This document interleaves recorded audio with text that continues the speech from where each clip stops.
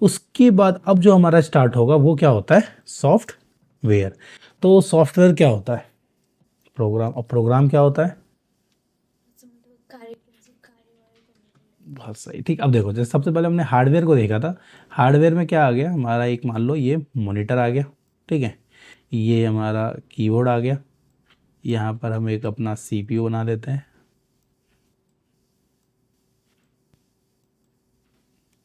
CPU बड़ा भाई याद होने पानी, ये हमारा सीपीयू बन गया मतलब बड़ा सा। और यहाँ पर हम लोग माउस ले लेते हैं, और ये हम लोग क्या ले लेंगे, यहाँ पर दो हमारे स्पीकर हो गए, ठीक है। तो ये क्या हो गया, हमारा हार्डवेयर तैयार हो गया। अब इसमें क्या था, input device, output device, CPU और मेमोरी के साथ हमारा सिस्टम यूनिट तैयार है। अब इसको हम काम कैसे करेंगे, अब सबसे पहले हमें क्या करना पड़ेगा, इसको ऑन करेंगे। यहाँ से मैंने बटन दबाया, बटन दबाते ही क्या होगा, ये स्टार्ट होगा। स्टार्ट होने के बाद ये सबसे पहले क्या दिखाएगा, ब्लैक स्क्रीन आएगा, क्या आएगा, ब्लैक स्क्रीन। और एक लाइट ब्लिंक होते हुए रहेगी, एक लाइट ब्लिंक होती रहेगी स्क्रीन पे। इसका मतलब कि हमारा पूरा हार्डवेयर तैयार है। अब उसको क्या ज़रूरत है, सॉफ्टवेयर की ज़रूरत है, जो इस पूरे कंपोनेंट को क्या कर सकता है, चला सकता है। तो सॉफ्टवेयर क्या होता है, it is collection of computer programme. ये क्या होता है, collection of computer program, procedures and related data that provide the instruction for telling a computer what to do and how to do। इसका मतलब क्या हो गया कि जो सॉफ्टवेयर है वो क्या है, कलेक्शन ऑफ कंप्यूटर प्रोग्राम है, जिसमें बहुत सारे प्रोग्राम होते हैं जो हर डेटा वगैरह पर काम करता है। जितना भी ये डेटा है ये कंप्यूटर को बताता है कि भाई आपको कौन सा काम करना है और कब करना है, ठीक है। अगर मान लो मैं इसमें कुछ नहीं करूँगा तो क्या इसमें कुछ होगा, लेकिन मैं माउस पकड़ लेता हूँ और मैं यहाँ पर लिखूँगा SOFTWR सॉफ्टवेयर, तो इसने लिखने में मदद करी मेरी, लेकिन मैं छोड़ दूंगा तो ये कुछ नहीं करेगा। तो ये इसका काम हो गया। इसके बाद आता है इट रिस्पॉन्सिबल फॉर, क्या, रिस्पॉन्सिबल का मतलब जिम्मेदारी, ये जिम्मेदारी लेता है किस चीज़ की, कंट्रोल करने की, इंटीग्रेट करने की और मैनेजिंग करने की। किसके, the hardware component of computer system for accomplish specified task. इसका मतलब क्या हो गया, जो सॉफ्टवेयर है वो क्या जिम्मेदारी लेता है कि भाई मैं आपके सारे हार्डवेयर को क्या करूँगा, नियंत्रण करूँगा, कंट्रोल करूँगा। इंटीग्रेट का मतलब जोड़ कर रखूँगा, और मैनेजिंग का मतलब हो गया प्रबंध, मतलब हर चीज़ एक दूसरे से जुड़ी रहनी चाहिए। तो मैं ये तीन काम करूँगा, किसके लिए, हार्डवेयर कंपोनेंट को कंप्यूटर से जोड़ने के लिए। और क्यों जोड़ कर रखना है, क्योंकि ये कंप्यूटर के अंदर सारे टास्क को परफॉर्म कर सके। जब हम कंप्यूटर ऑन करते हैं तो हमारा बिल्कुल सब कुछ कनेक्ट रहना चाहिए, माउस कीबोर्ड, तभी वो काम करेगा। अगर किसी में लाइट नहीं आ रही तो वो चीज़ काम नहीं करेगा। तो सॉफ्टवेयर के तीन टाइप होते हैं। पहले को हम लोग क्या बोलते हैं, सिस्टम सॉफ्टवेयर, इसके नाम में ये सिस्टम सॉफ्टवेयर। दूसरा होता है एप्लीकेशन सॉफ्टवेयर, और तीसरा होता है हमारा सिस्टम यूटिलिटीज़। ये तीन टाइप के क्या होते हैं, हमारे सॉफ्टवेयर होते हैं। पहले पे कौन है, सिस्टम सॉफ्टवेयर, दूसरा एप्लीकेशन सॉफ्टवेयर, और तीसरा सिस्टम यूटिलिटी। तो हमने ये देख लिया कि सॉफ्टवेयर क्या होता है, it is collection of computer program that proceeds and related data provide instruction for telling a computer what to do and how to do it. फिर इसका मेन काम क्या है, कंट्रोल करना, इंटीग्रेट करना और मैनेजिंग करना, किसको, सिस्टम के सारे हार्डवेयर को। ये हर सॉफ्टवेयर के क्या है ना, कुछ आइकन्स बने हुए हैं, जैसे ये MS वर्ड का बना हुआ है, ये पावर पॉइंट का बना हुआ है, ये एक्सेल का बना हुआ है, ये स्काइप का हुआ है, ये फोटोशॉप का बना हुआ है, ये विंडो पेज मेकर का बना हुआ है, विंडो मूवी मेकर। उसके बाद हम चलते हैं, तो सबसे पहले क्या आता है हमारा, सिस्टम सॉफ्टवेयर। इसका नाम ही क्या है, सिस्टम सॉफ्टवेयर। अब सिस्टम हम लोग किसको बोलते हैं, हम अपने कंप्यूटर को, कि भाई ये रहा मेरा कंप्यूटर, ये रहा हमारा कीबोर्ड, ये इससे माउस कनेक्ट है, यहाँ पर हम अपना एक डब्बा जोड़ देते हैं इसको, ये हमारा CPU हो गया, तो स्पीकर हो गया। इस पूरे को हम लोग क्या बोलते हैं, हम अपना सिस्टम बोलते हैं। अब सॉफ्टवेयर क्या हो गया, जो इस पूरे सिस्टम को क्या करेगा, चलाएगा, ठीक है, जिसको सिर्फ हम देख सकते हैं लेकिन छू छू नहीं कर सकते। तो इसका काम क्या है, it consist of a several program. मतलब सिस्टम सॉफ्टवेयर के अंदर क्या होते हैं, बहुत सारे प्रोग्राम्स होते हैं which are directly responsible for, जो क्या है, सीधे जिम्मेदारी लेते हैं किस चीज़ की, सेम कंट्रोल करने की, इंटीग्रेट करने की और मैनेज करने की। किसको, individual hardware of component of computer system. मतलब एक एक जो भी जितने भी सिस्टम के ड्राई हार्डवेयर है ना, जो मॉनिटर हो गया, माउस हो गया, कीबोर्ड हो गया, सबको इंडिविजुअली क्या करेंगे ये लोग, रिस्पॉन्सिबिलिटी लेंगे कि भाई सब कुछ चलेगा तभी हम उसको चलने देंगे। तो इसके अंदर क्या आता है, ये चीज़ अकेला नहीं करता सिस्टम सॉफ्टवेयर, इसमें इसके तीन लोग मदद करते हैं। पहले का नाम क्या है हमारा, ऑपरेटिंग सिस्टम, जिसको शॉर्ट में हम लोग बोलते हैं OS। ठीक है, ऑपरेटिंग सिस्टम। दूसरा होता है हमारा डिवाइस ड्राइवर, क्या, डिवाइस ड्राइवर। और तीसरा होता है हमारा इंटरप्टर। अब इन तीनों का काम क्या है? सबसे पहले आता है हमारा ऑपरेटिंग सिस्टम। तो ऑपरेटिंग सिस्टम का मतलब क्या हो गया? ऑपरेट का मतलब जिसको हम लोग चला रहे हैं, और सिस्टम जो हमारा ये पूरा सिस्टम है। तो इस सिस्टम को चलाने के लिए जो भी चीज़ उसके अंदर डली हुई है उसको हम लोग क्या बोलते हैं? Operating system. तो ऑपरेटिंग सिस्टम क्या करता है? It provide an environment to run a program. मतलब ये क्या देता है कि भाई एक इन्वायरमेंट, मतलब एक माहौल देता है जिसके अंदर हम कंप्यूटर के सारे प्रोग्राम को क्या कर सकते हैं? रन कर सकते हैं, चला सकते हैं। तो इसके एग्जांपल क्या हैं? MS DOS, window XP, Linux, Unix, ये सब क्या है? हमारे ऑपरेटिंग सिस्टम के एग्जाम्पल। जैसे एग्जाम्पल के तौर पे बताऊं कि अगर हम लोग नॉर्मल विंडो चला रहे हैं तो उसके अंदर हम क्या चलाएंगे? विंडो चलाएंगे। क्या चलाएंगे? विंडो। तो इसके भी वर्जन है, 7 है, 8 है, 10 है, 11 है। ये सब क्या है? विंडो का जो सबसे लेटेस्ट है वो क्या है? विंडो 11। उसके बाद अगर मैं मैक का चला रहा हूँ तो मैक की अपनी ऑपरेटिंग सिस्टम होती है। लिनक्स चलाएंगे तो उसकी अपनी ऑपरेटिंग सिस्टम होती है। उसके बाद आता है हमारा डिवाइस ड्राइवर। अब इसका मतलब क्या हो गया? डिवाइस, कंप्यूटर के अंदर कितनी डिवाइस है? कौन से डिवाइस से? हमारा इनपुट डिवाइस, हमारा आउटपुट डिवाइस, हमारा CPU। इसको ध्यान से रखना, सब तार क्या है? एक दूसरे से जुड़े हुए हैं। और फिर क्या है? हमारा मेमोरी। यही चार तो थे हार्डवेयर डिवाइस। अब डिवाइस हो गया जो कंप्यूटर के पास थे, और ड्राइवर का मतलब क्या होता है? चलाने वाला। तो अब इन सबको चलाने वाला भी तो चाहिए, तो इसलिए इसका नाम क्या है? Device driver. तो अब एक ड्राइवर एक बार में, अगर मैं एग्जांपल की तरफ बात करूँ तो एक ड्राइवर एक बार में कितनी गाड़ियाँ चलाएगा?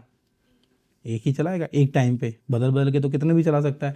तो ऐसे ही अगर मैं माउस चला रहा हूँ तो माउस का अपना ड्राइवर होगा, कीबोर्ड का अपना ड्राइवर होगा, साउंड का अपना ड्राइवर होगा, वीडियो का अपना ड्राइवर होगा। तो इसी को हम लोग बोलते हैं डिवाइस ड्राइवर। तो इसका मतलब क्या है? A software which is written with the objective of making a device functional when it connected to the computer is called device driver. मतलब कि यह सॉफ्टवेयर किसी एक ऑब्जेक्टिव, मतलब किसी एक फंक्शंस के लिए, एक डिवाइस के फंक्शन के लिए बनाया गया है। जब ये सिस्टम में कनेक्ट होगा तो ऑटोमेटिक डिवाइस काम करने लगेगी। तो उसको हम लोग क्या बोलते हैं? Device driver. वो क्या है? हमारा डिवाइस ड्राइवर।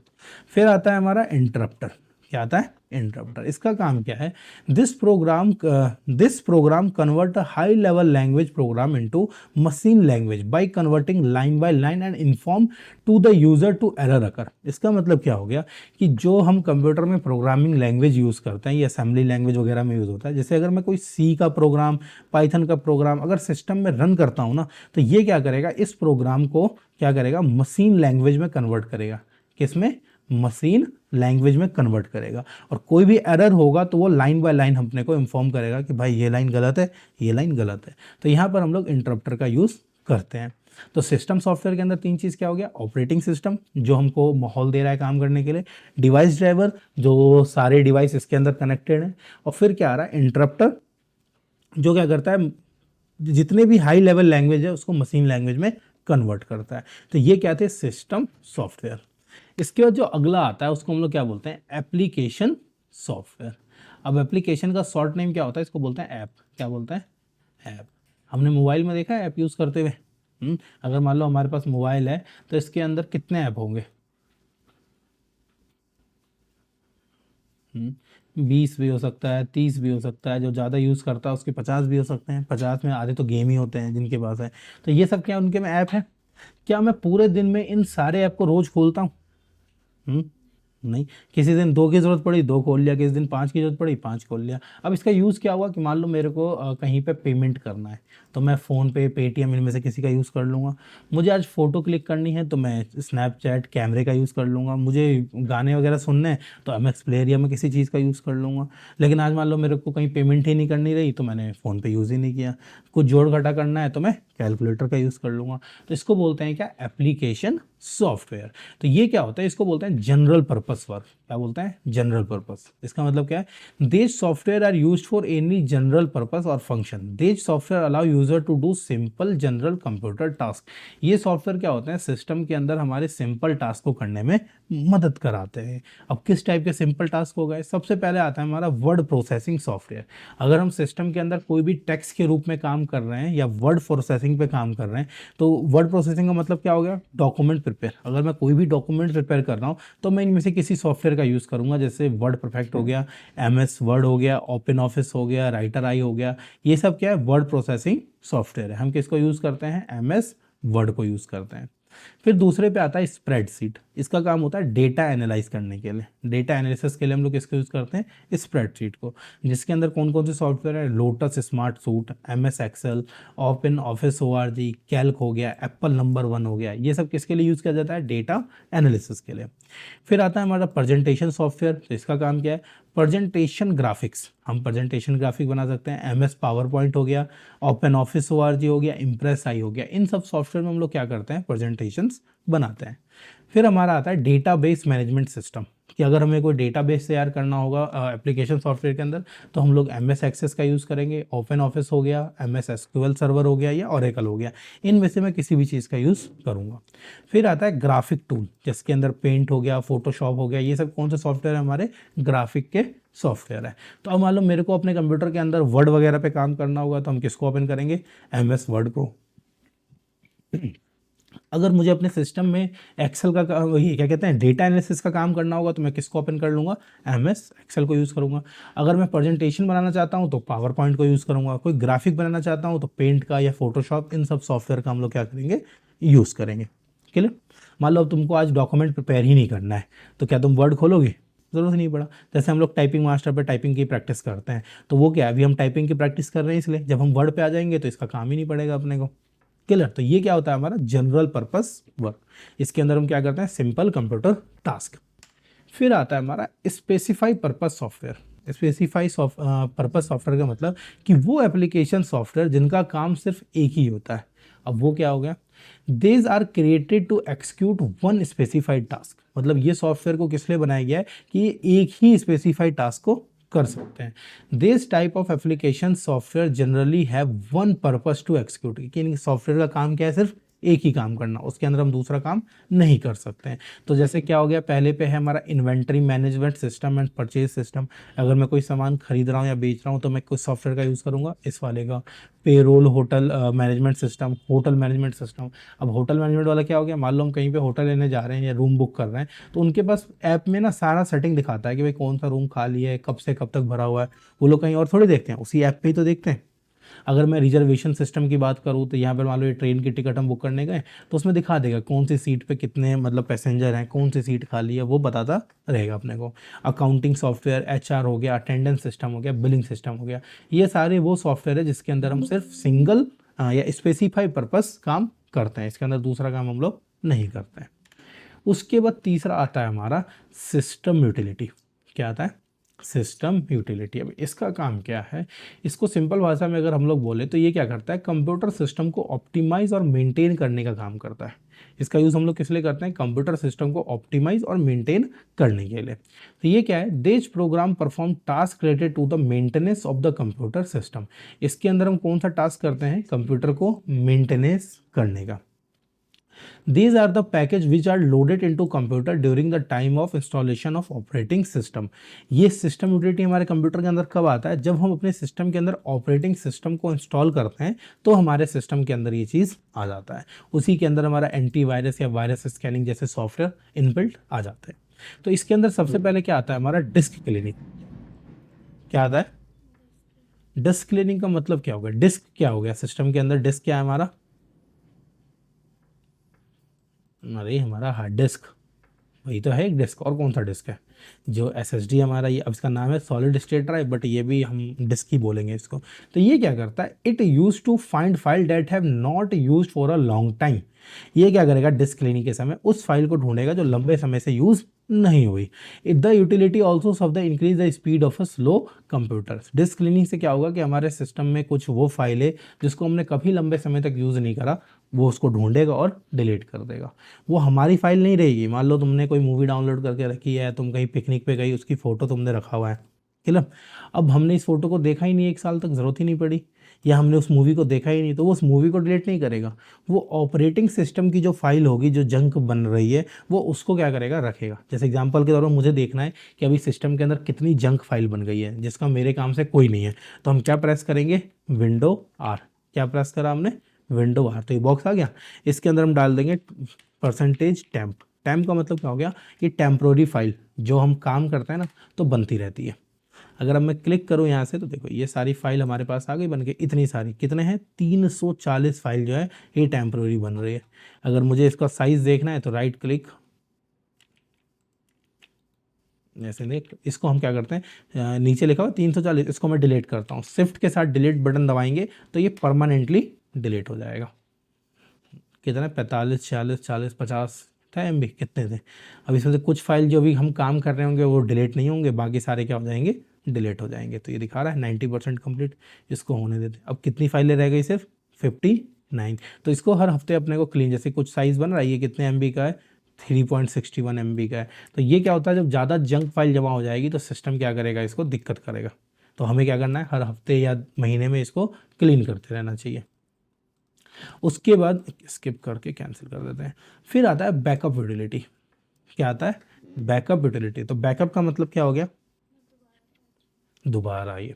तो ये क्या है, it can make a copy of all information store on a disk and restore either entire disk of selected file. Backup का मतलब क्या होता है कि भाई मैंने क्या करा, अपने पूरे सिस्टम में जितना भी मैंने कल भर काम करा था, हमने क्या करा, रेगुलर उसका बैकअप बना लिया। क्या बना, या मैं क्या कर रहा हूँ, वीकली बैकअप सेट कर दिया मैंने कि भाई मैं एक वीक में मुझे हर बार बैकअप चाहिए। तो मान लो मैंने क्या करा, 1 से 7, फिर 7 से 14, 14 से 21 और 21 से 28, मान लो ये हो गया 7 दिन। तो मैंने क्या करा, डे 1 हमारा ये वाला वीक कंप्लीट हो गया बैकअप का, ये वाला कंप्लीट हो गया, ये वाला कंप्लीट हो गया। और जब मैं इसके 28 से 27वें दिन पे गया ना तो हमारा सिस्टम क्रैश हो गया। क्लियर। अब जब मैं रिस्टोर करूंगा ना तो मेरे पास जो डेटा आएगा कहाँ तक का आएगा, 1 से 21 तारीख तक का। लेकिन उसके बाद जो 22, 23, 24, 25, 26 में हमने काम किया था वो डेटा नहीं आएगा, उसका बैकअप बना ही नहीं। क्यों, उसका बैकअप कितने तारीख को बनने वाला था, 28 तारीख को। तो इसीलिए हमें इसको रेगुलर क्या करना होता है, बैकअप लेना पड़ता है, ताकि अगर फाइल क्रैश हो जाए, कुछ हो जाए तो उसको हम क्या कर सकते हैं, रीस्टोर कर सकते हैं। और फिर आखिरी पे आता है एंटीवायरस और वायरस स्कैनिंग। अब एंटीवायरस और वायरस स्कैनिंग क्या है, it is the utility which is use to scan computer for a virus and prevent to the computer system file from being corrupt. ये क्या करता है कि ये क्या एक यूटिलिटी सॉफ्टवेयर होता है हमारा जो सिस्टम यूटिलिटी का है, which can use to scan computer for a virus. ये क्या करता है, हमारे सिस्टम को वायरस से स्कैन करता है कि भाई हमारे सिस्टम में कोई वायरस है कि नहीं। वायरस अपने आप में एक अलग टॉपिक है, इस पर हम बाद में बात करेंगे। वायरस क्या होता है, बीमारी रहती नहीं। हाँ, कंप्यूटर के लिए हम इस टाइप से बीमारी बोलेंगे, जैसे हम लोग के लिए क्या आया था, कोविड आया था जो इंसानों को फर्क कर रहा था। ऐसे सिस्टम के अंदर अगर कोई जंक फाइल बन जाती है, कोई फाइल करप्ट हो जाती है, क्रैश हो जाती है ना, तो फिर वो वायरस का रूप लेती है और वो अपने साथ जितनी भी फाइल उसके साथ वो करती रहेगी इंटरेक्ट, वो सबको करप्ट करती जाएगी। तो बहुत सारे टाइप के वायरस होते हैं जैसे यहाँ पर लिखा है, और उस वायरस से बचाने के लिए कुछ कंपनियां हैं जो उस फाइल को प्रिवेंट करती है। जैसे यहाँ पर नॉर्टन है, हमारा क्विक हील है, ये घर पे ही होगा, कॉल कर ले। अब ये क्या करते हैं, जैसे नॉर्टन कंपनी हो गई, क्विक हील हो गया, ठीक है, ई स्कैन हो गया, ये सब कुछ ऐसे कंपनीज है जो वायरस से अपने आप को बचाती है। अब हमारे सिस्टम में दो जगहों से वायरस आ सकता है, एक ऑनलाइन रूप में आ सकता है और दूसरा हमारे फिजिकल फॉर्म में आ सकता है। फिजिकल फॉर्म का मतलब कि अगर हम किसी की पेन ड्राइव लगा लेते हैं, उसकी पेन ड्राइव में वायरस होगा तो वायरस हमारे सिस्टम के अंदर भी आ जाएगा। ठीक है, तो ये क्या आते हैं, सिस्टम यूटिलिटी। उसके बाद जो हमारा सॉफ्टवेयर था, हाँ इसको कर लेते हैं। जो सॉफ्टवेयर होता है वो दो टाइप का होता है, ठीक है। एक होता है हमारा ओपन सोर्स सॉफ्टवेयर। क्या होता है, ओपन सोर्स सॉफ्टवेयर। जो भी हम सॉफ्टवेयर देख रहे थे ना सिस्टम, ये सारे सॉफ्टवेयर ये दो टाइप से होते हैं। एक होता है हमारा ओपन सोर्स सॉफ्टवेयर। अब ओपन सोर्स क्या होता है, ओपन का मतलब क्या हो गया, खुला हुआ, ठीक है। अब इसका सिंपल मतलब क्या है, open source refer to something that can be modified and share it design publicly accessible. मतलब ओपन सोर्स क्या कर रहा है, एक रेफर कर रहा है उस चीज़ को जिसको हम लोग क्या कर सकते हैं, मॉडिफाई कर सकते हैं, उसके डिज़ाइन को पब्लिकली हम लोग एक्सेस कर सकते हैं। मतलब वो सॉफ्टवेयर जिसके कोड के साथ मुझे वो चीज़ मिल रही है।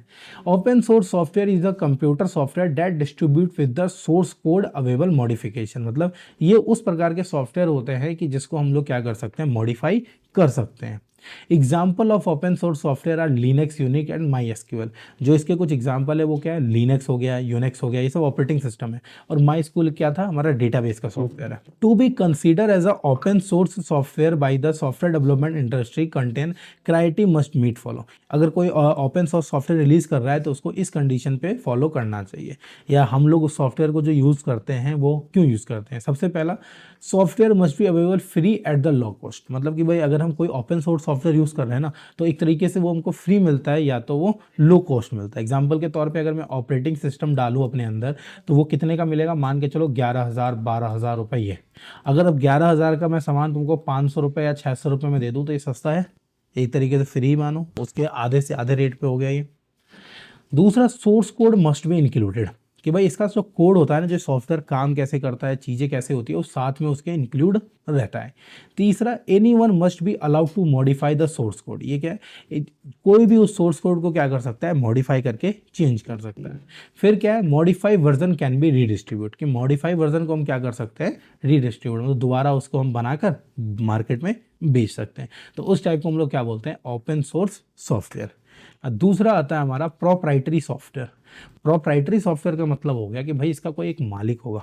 कौन है, it is the software that own by individual और अ कंपनी, कि भाई ये वो सॉफ्टवेयर होते हैं कि जिसको कोई अकेला इंसान कंट्रोल करता है, या जिसने उसको बनाया है, या कोई कंपनी होती है जिसने उसको बनाया है। जैसे कि अगर मैं MS वर्ड की बात करता हूँ तो MS वर्ड किसने बनाया है, माइक्रोसॉफ्ट ने। किसने बनाया, माइक्रोसॉफ्ट ने। अगर जैसे हम लोग कोई फोटोशॉप की बात करें या कोई भी ग्राफिक रिलेटेड हो तो वो किसने बनाया, अडोबी ने, ADOB, अडोबी करके कंपनी है जिसने इन सब सॉफ्टवेयर को बनाया है। तो ये उनके मालिक है, ये उसको बेचेंगे, वो फ्री में नहीं देंगे।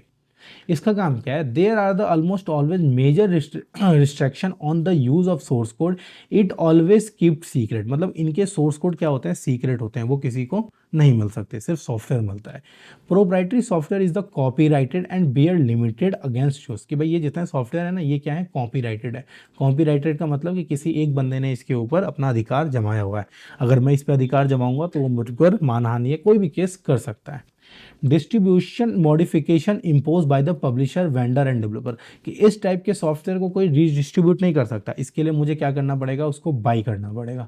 अब बाई कैसे होगा, या तो मैं इसको अकेला खरीद सकता हूँ कि भाई मुझे अपने एक सिस्टम के लिए दे दो, या तो मुझे अपने कंपनी के लिए डिस्ट्रीब्यूटर बना लो, ताकि फिर मैं अपने नीचे और बंदों को जोड़कर वो सॉफ्टवेयर क्या कर सकता हूँ, बेच सकता हूँ। तो ये दो टाइप के क्या हो गए, हमारे सॉफ्टवेयर हो गए। तो क्या था, पहला ओपन सोर्स सॉफ्टवेयर और दूसरा प्रोप्राइटरी। अब एक बार इसको शुरू से रिवाइज वो बता देता हूँ, क्योंकि सॉफ्टवेयर बस समझना है, सॉफ्टवेयर के अंदर ज़्यादा कुछ नहीं है। तो सबसे पहले क्या था हमारा, सिस्टम सॉफ्टवेयर। तो सिस्टम सॉफ्टवेयर क्या होता है, जिसके अंदर बहुत सारे प्रोग्राम होते हैं और वो हमारे हार्डवेयर को क्या करता है, कंट्रोल करता है, इंटीग्रेट करता है और मैनेज करता है। इसके अंदर 3 पार्ट हैं, ऑपरेटिंग सिस्टम जो क्या करता है, हमारे प्रोग्राम्स को चलने के लिए एक इन्वायरमेंट देता है। दूसरा डिवाइस ड्राइवर, और तीसरा इंटरप्टर। फिर आता है एप्लीकेशन सॉफ्टवेयर। तो इसका काम क्या है, this software are use for any general purpose. इसका काम हम लोग या यूज़ क्यों करता है, किसी जनरल पर्पस के लिए। एग्जांपल के तौर पे डॉक्यूमेंट प्रिपेयर करने के लिए, डेटा एनालिसिस करने के लिए, प्रेजेंटेशन ग्राफिक बनाने के लिए, उसके बाद डेटा मैनेजमेंट करने के लिए, या ग्राफिक टूल का यूज़ करते हैं। फिर आता है स्पेसिफाई पर्पस, जिसका काम क्या है कि सिर्फ एक ही काम करना, जैसे billing system, attendance system, HR management, accounting software, report generation, reservation, hotel, payroll, inventory management. ये सारे सॉफ्टवेयर में क्या होता है, सिर्फ सिंगल काम होता है। उसके बाद सिस्टम यूटिलिटी की बात करें तो इसका यूज़ किसके लिए किया जाता है, कंप्यूटर सिस्टम को ऑप्टिमाइज और मेंटेन करने के लिए इसका यूज़ करते हैं हम लोग, जिसके अंदर क्या क्या चीज़ आता है, डिस्क क्लीनिंग, बैकअप यूटिलिटी और एंटीवायरस और वायरस स्कैनिंग। फिर आता है ओपन सोर्स सॉफ्टवेयर, मतलब वो सॉफ्टवेयर जो अपने को बहुत सस्ते या फ्री में मिल जाते हैं अपने कोड के साथ, जिसको हम चेंज करके रीडिस्ट्रीब्यूट कर सकते हैं। और जो प्रोप्राइटरी सॉफ्टवेयर होते हैं वो किसी कंपनी या मालिक के द्वारा ऑन होते हैं, ठीक है। इसको हम क्या कर सकते हैं, सिर्फ खरीद सकते हैं, ना डिस्ट्रीब्यूट कर सकते हैं और कुछ नहीं कर सकते हम लोग। इसके बाद ये सब कल देखेंगे हम लोग। अब जो हमने ये चीज़ें देखी थी कहाँ गए, अब इसको सिस्टम में देखते हैं कि अब जो ऑपरेटिंग सिस्टम है, डिवाइस ड्राइवर है। अब मान लो मुझे तुम्हें बताना है कि मैं अपने सिस्टम में कौन सा ऑपरेटिंग सिस्टम यूज़ कर रहा हूँ, तो ये हम कहाँ से देखेंगे। राइट क्लिक करा दिस PC पे, आ रहा हूँ, कहाँ गए, प्रॉपर्टी पे गए, लोडिंग ले ले, खुल गया। अब इसको मैं फुल कर लेता हूँ। अब यहाँ से हमने क्या क्या चीज़ देख ली कि भाई हमारा सिस्टम में प्रोसेसर कौन सा था, हम समझ गए कि भाई ये चीज़ क्या लिखा है, रैम कितना है, ये सिस्टम की कुछ डिवाइस आईडी, प्रोडक्ट आईडी वगैरह होती है। नीचे चलेंगे तो यहाँ पे लिखा है विंडो स्पेसिफिकेशन, मतलब जो इसके अंदर डला है, कौन सा ऑपरेटिंग सिस्टम डला है, विंडो का डला है। लेकिन विंडो का कौन सा वर्जन डला हुआ है, तो यहाँ पर एडिशन लिखा हुआ है, क्या डला हुआ है इसके अंदर, विंडो 11 प्रो एन। क्लियर। इसका वर्जन लिखा हुआ है, कितने तारीख को इंस्टॉल हुआ था सिस्टम के अंदर, 21/12/2024 को ऑपरेटिंग सिस्टम के अंदर इंस्टॉल हुआ था।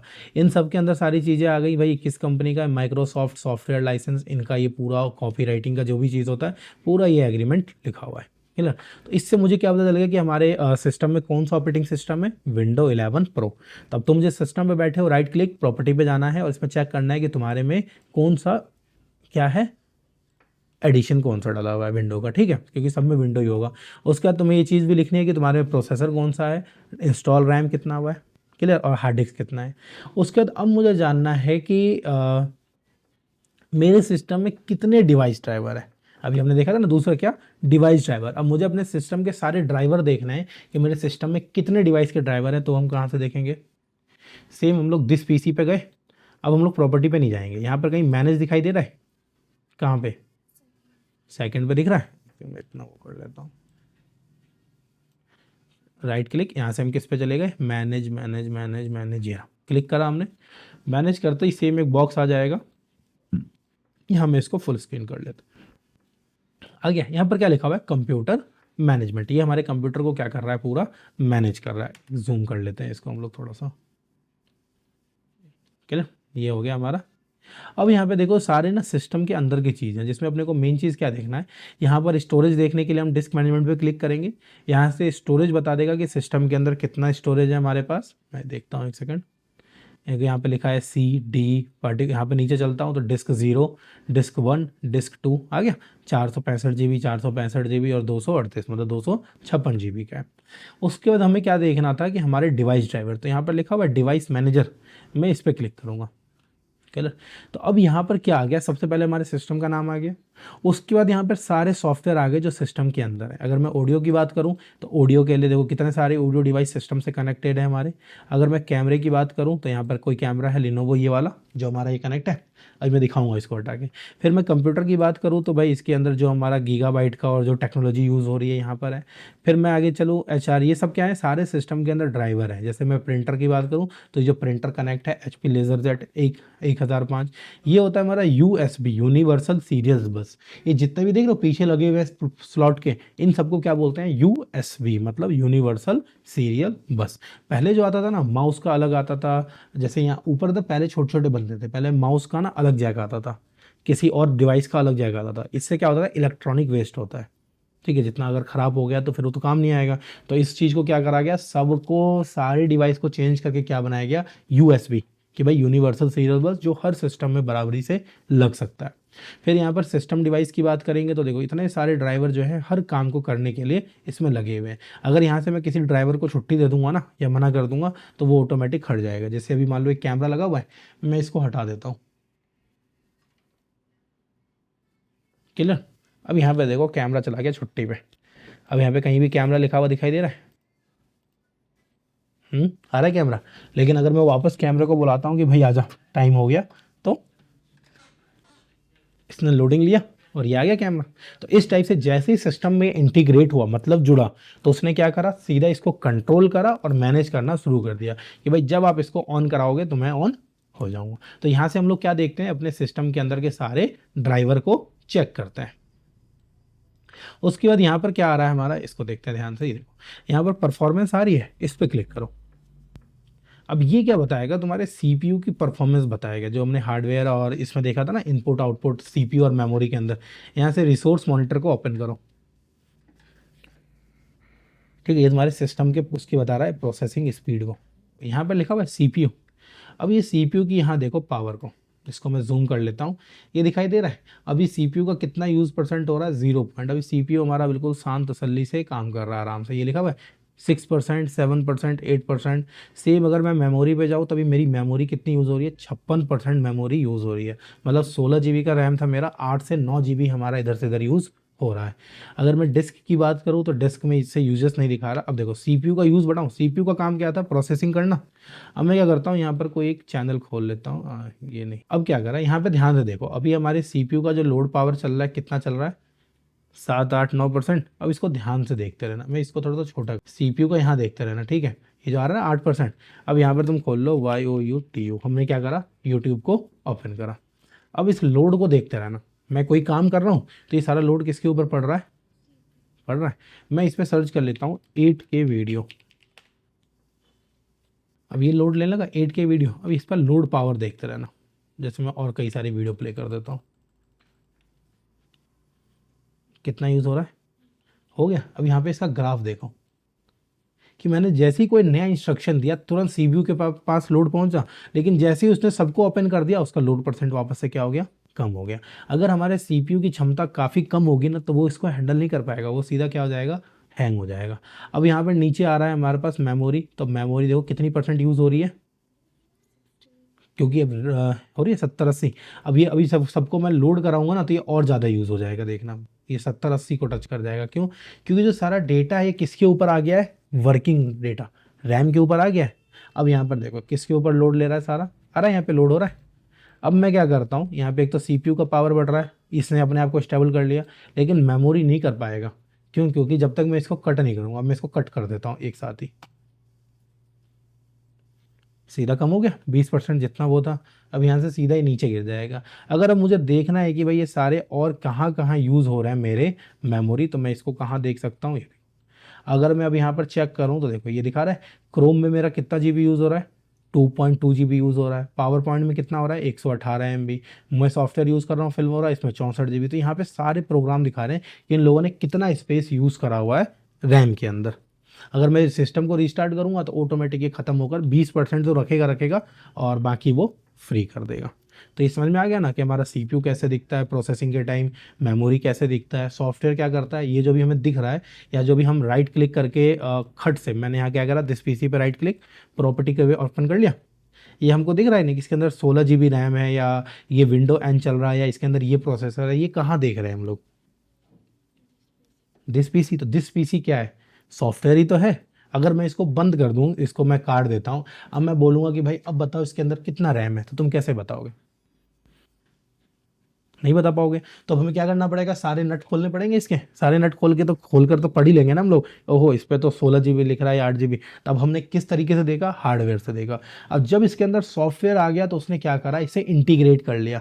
मतलब उसने पढ़ लिया कि भाई इसके अंदर जो डला हुआ है भाई वो 16 GB का रैम है या 8 GB का रैम। अगर मैं इसको चेंज करके इसके अंदर 32 डाल दूंगा तो हमारा सॉफ्टवेयर उसको क्या करेगा, रीड करेगा।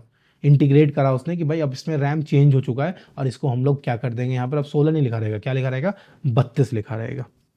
चलो, तो ये सॉफ्टवेयर क्या कर रहा है, उससे इंटीग्रेट करके रख रहा है और उसी ने उसको क्या कर रखा है, कंट्रोल कर रखा है। तो यहाँ पर हमारा क्या खत्म होता है, पूरा बेसिक फंडामेंटल और सॉफ्टवेयर। इसको एक बार और रिवाइज करना, क्योंकि इस हफ्ते अपने को सॉफ्टवेयर खत्म करना है, ठीक है। फिर हम लोग क्या देखेंगे इसके बाद, ऑपरेटिंग सिस्टम। फिर हमारा ये दूसरा टॉपिक स्टार्ट होगा कि ऑपरेटिंग सिस्टम क्या होता है, फिर इसको हम लोग करेंगे।